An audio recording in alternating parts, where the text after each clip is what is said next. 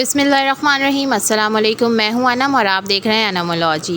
उम्मीद करती हूं आप लोग खैरियत से होंगे, जहां होंगे खुश व खुर्रम होंगे। अल्लाह पाक आपको अपने हिफ्ज़ व अमान में रखे, शादबाद रखे। और अल्हम्दुलिल्लाह मैं भी बहुत खैरियत से हूं।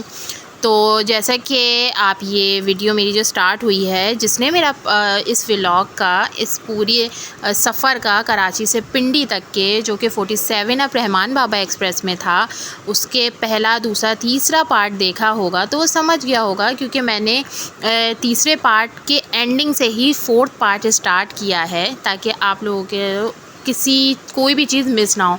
लेकिन फिर भी जिसने मेरा पहला पार्ट, दूसरा पार्ट और तीसरा पार्ट नहीं देखा, वो डिस्क्रिप्शन में जाके मैंने लिंक दे दिए हैं, वो देख सकता है। तो शुरुआत कुछ ऐसे करते हैं कि पहले की वीडियोस अगर आपने देखी हैं, तो आपने नहीं देखी तो प्लीज़ सबसे पहले तो आप वो देख लें, सही है। और ये मैंने वहीं से स्टार्ट किए, पार्ट 3 के एंड से। ये आप सामने देख रहे हैं, ये है सफ़ेदे के दरख्त। इनमें पानी की बिल्कुल ज़रूरत नहीं होती है, लेकिन ये जो आप सारा पानी अभी तक देख रहे हैं, ये सब बारिश की वजह से खड़ा हुआ है। तो हम इस वक्त पहुंच गए थे सांगला हिल जंक्शन पे, सही है। तो यहाँ अच्छा खासा रश था, बारिशों की वजह से काफ़ी ट्रेन्स लेट हो रही थी। इवन हमारी 47 अब रहमान बाबा एक्सप्रेस भी तकरीबन जो है वो अभी तक 10.5 घंटे लेट हो चुकी थी सांगला हिल तक। तो अब ऐसा है कि यहाँ से ट्रेन चली, लेकिन इन सब बातों से पहले सबसे बड़ी बात यह है कि अल्लाह पाक ने जो इस वक्त बारिशें बरसाई थी, वो शुरू में तो हमें बहुत अच्छी लग रही थी, लेकिन अब सिंध का, बल्कि मोस्टली पूरे पाकिस्तान का जो है इस वक्त बहुत ज़्यादा बुरा हाल है। तो मैं सबसे पहले तो ये सबसे दरख्वास्त करूँगी कि अपनी दुआओं में सब जो है पाकिस्तान को सबसे पहले याद रखें। जो इस वक्त अज़ाब हम पर आया हुआ है, अल्लाह पाक अगर हमसे कोई गलती कोताही हो गई है तो तू बहुत रहमान है, बहुत रहीम है, हमें माफ़ कर दे और हम पे से ये अज़ाब हटाए। सिंध में बहुत से घर जो हैं वो ज़ेरे आब हो चुके हैं। बहुत से जो मतलब आप बिलीव नहीं कर सकते हैं जब मैं वीडियोस देख रही हूँ, क्योंकि हम वहाँ पहुँच भी नहीं सकते हैं। तो हमें ये सबसे पहले तो मैं ये कहूँगी कि हमें जितनी हो सके हम मदद करें वहाँ के लोगों के लिए, अपने फ़ंड्स के थ्रू। अपने हम 10 रुपये भी उनके लिए बहुत ज़रूरी है। एक आप पैसे नहीं दे सकते, आप एटलीस्ट उनको कुछ भी खाने पीने की अशिया या फिर कोई कंबल वगैरह, क्योंकि वो लोग बेचारे आसमान के नीचे बस ऐसी बेयार और मददगार बस बैठे हैं। उनके लिए प्लीज़ आप लोग बहुत ज़्यादा, मैं कहूँगी हर पाकिस्तानी बढ़ चढ़ के हिस्सा लें उनकी मदद के लिए जितना हो सके, और अपनी दुआओं में स्पेशली उनको ज़रूर याद रखें। क्योंकि इस वक्त हम सबको एक साथ रहना है। हमें ये नहीं सोचना कि सिंध, पंजाब, बलूचिस्तान या KP के इसमें हुआ है। हमने ये सोचना है ये जो कुछ भी हो रहा है ये पाकिस्तान में हो रहा है।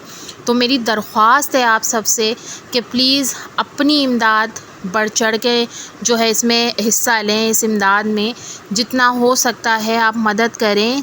बहुत आप बड़ा ज़्यादा नहीं कर सकते, लेकिन जितना भी कर सकते हैं उतनी मदद करें।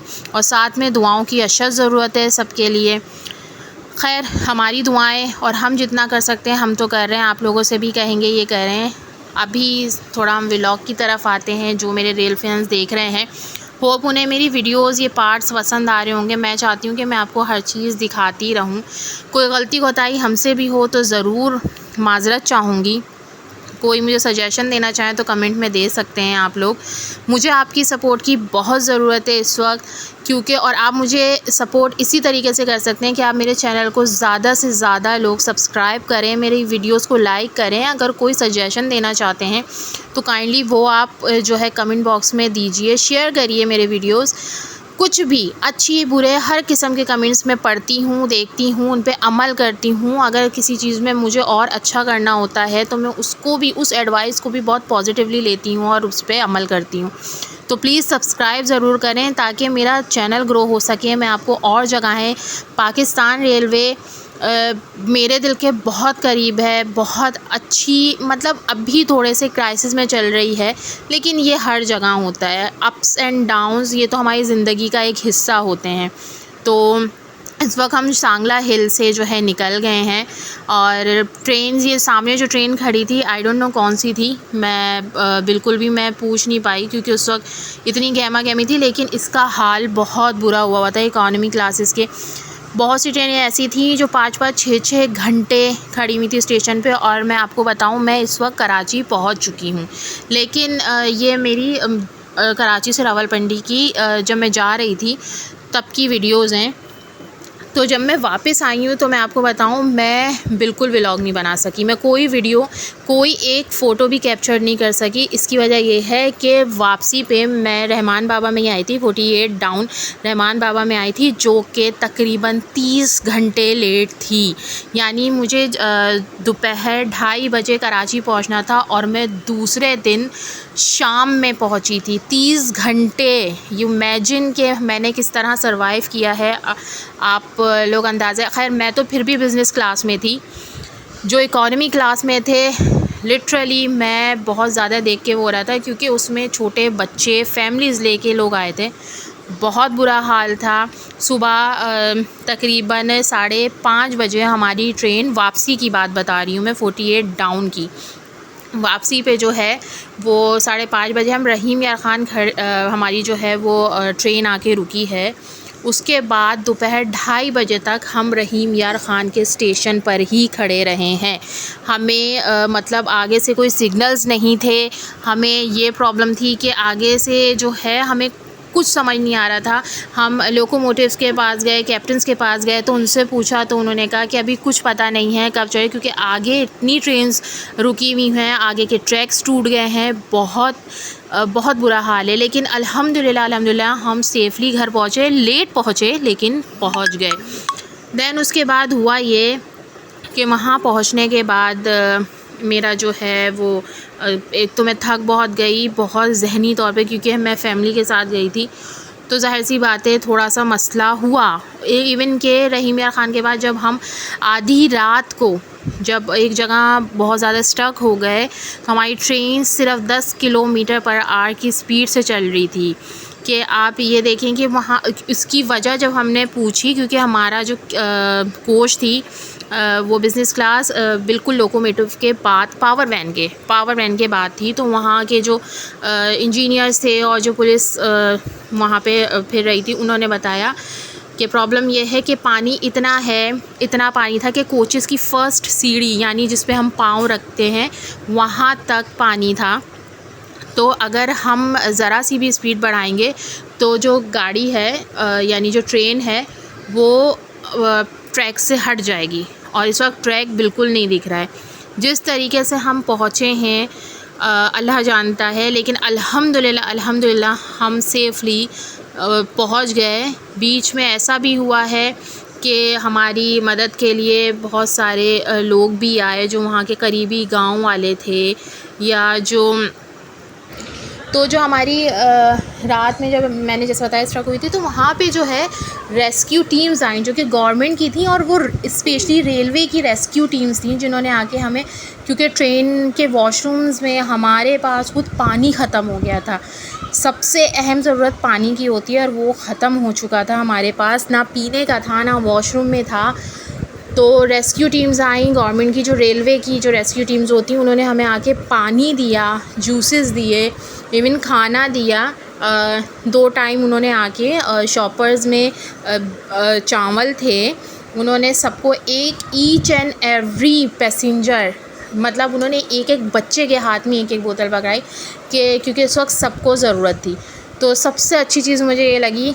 और खैर आफ़ियत के साथ हम पहुंच गए। ये हमारे वापसी की मैं आपको दास्तान बता रही हूँ जिस पे मैं व्लॉग नहीं बना सकी, क्योंकि हम ख़ुद बहुत ज़्यादा परेशान थे। उस वक्त कुछ नहीं सूझ रहा था, अजीब अफरा तफरी का आलम था। पावर्स सारी ख़त्म हो चुकी थी, मोबाइल्स की, पावर बैंक्स की, सब कुछ। मतलब आप इमेजिन करें कि आप ऐसी जगह खड़े हैं जहां आपको आगे पीछे कुछ नहीं दिख रहा, बस सिर्फ आप चल रहे हैं और आप बेयारो मददगार हैं। तो उस पर खैर वो लोग एक अल्लाह का फ़रिश्ता बनकर आए, उन्होंने इतनी मदद की। खैर रहीम यार ख़ान पे हम जो स्ट्रक हुए थे वहाँ थोड़ी बहुत चार्जिंग हो गई, जिससे हम अपने घर वालों को इत्तला दे सक रहे थे कि हाँ हम लोग पहुँच गए। क्योंकि इतनी देर गाड़ियाँ खड़ी होने की वजह से पावर्स भी जो पावर वैन्स के थ्रू पूरी कोचेज़ में जो है इलेक्ट्रिसिटी सप्लाई की जाती है वो भी कम हो गई थी। हम कनेक्ट कर रहे थे, नहीं हो रहा था। खैर इकॉनमी में तो ये सहूलत नहीं है, बिज़नेस क्लास में थी तो वो भी अब ज़ीरो पे जा रही थी। एसीज़ ने काम करना बंद कर दिया था, सिर्फ फ़ैन्स चल रहे थे। बिज़नेस क्लास में भी सिर्फ फ़ैन्स चल रहे थे, एसी काम नहीं कर रहे थे। तो बहुत अज़ियत थी, बहुत परेशानियाँ थी जिससे हम निकले हैं। तो 30 घंटे लेट होने के बाद हमें रियलाइज़ हुआ, उसके बाद जब हम यहाँ फिर भी मैं कहूँगी कि हम उस वक्त अच्छे वक्त में निकल आए, क्योंकि उसके बाद के जो हालात थे इंटीरियर्स इनके, इवन के पूरे पाकिस्तान के, सवात के, हर जगह के, जो नदी नालों का जो एकदम से इतना पानी बढ़ गया, वो मतलब वो इससे ज़्यादा भी वर्स्ट हो गए, इंतहाई वर्स्ट हो गए, जिस पे बहुत से अभी तक आज की डेट तक जो है वो जो है पाकिस्तान में अभी तक 1000 से ऊपर अमवात हो चुकी हैं, सिर्फ़ इस सैलाब की वजह से और इस सब नागहानी आफत की वजह से। तो मैं फिर कहूँगी कि आप सबकी इमदाद की, आप सबकी दुआओं की बहुत ज़रूरत है पाकिस्तान को।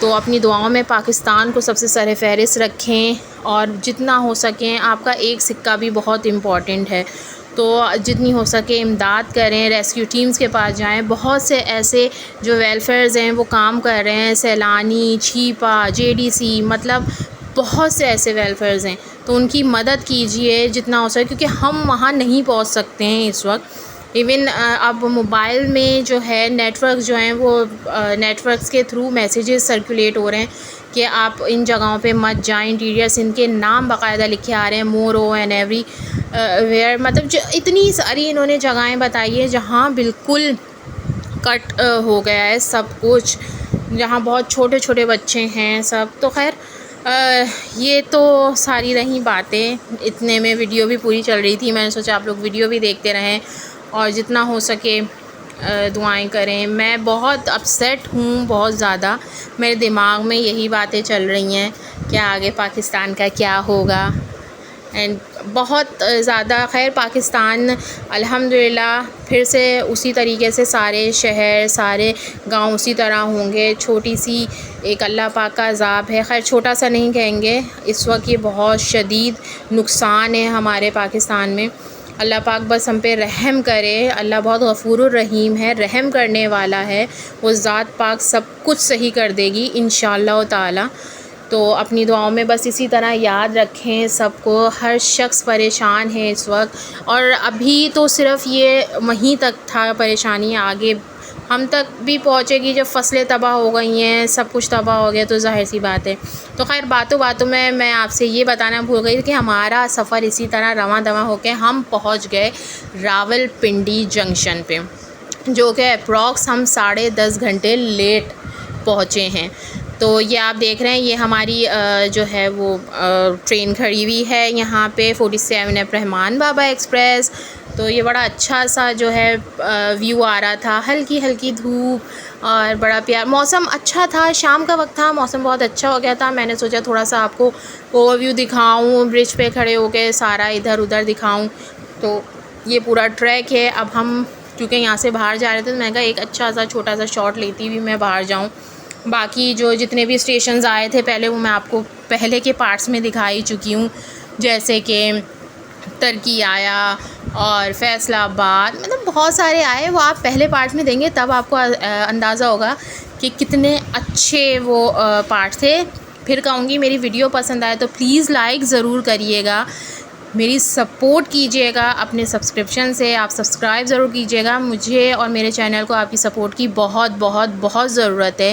प्लीज़ प्लीज़ प्लीज़ मेरे चैनल को सब्सक्राइब करें, लाइक करें वीडियो को, और बेल आइकन को ज़रूर प्रेस करें, क्योंकि आगे आने वाले व्लॉग्स और अच्छे हैं, बहुत अच्छे हैं इंशाल्लाह। आपको इससे भी अच्छे दिखेंगे। और अगर कोई सजेशन देना चाहते हैं किसी भी चीज़ से, किसी भी हवाले से, अच्छे बुरे हर किस्म के, मतलब मेरी कोई बुराई आपने इसमें देखी हो तो ज़रूर बताएं, ताकि मैं उसे सही कर सकूं। कुछ अच्छा देखा हो तो अप्रिसिएशन के लिए कमेंट करें।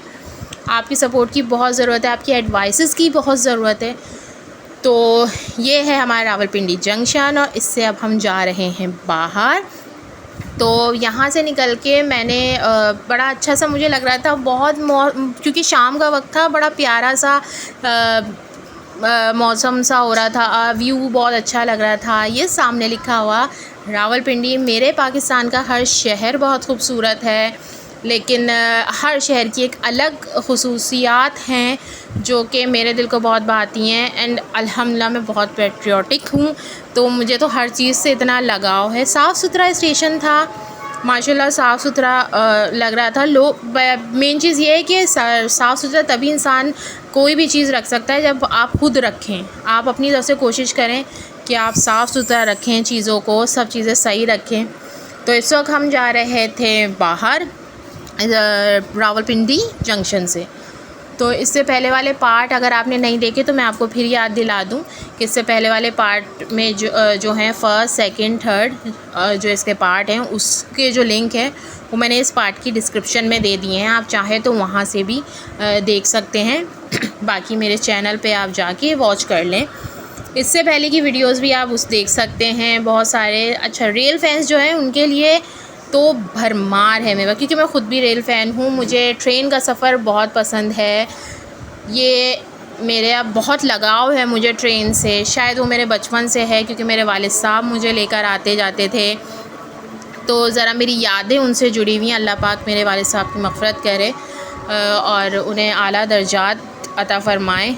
तो ये तो रहा। ये देखें, ये आप व्यू देख रहे हैं यहाँ सामने, बहुत प्यारा, बहुत प्यारा।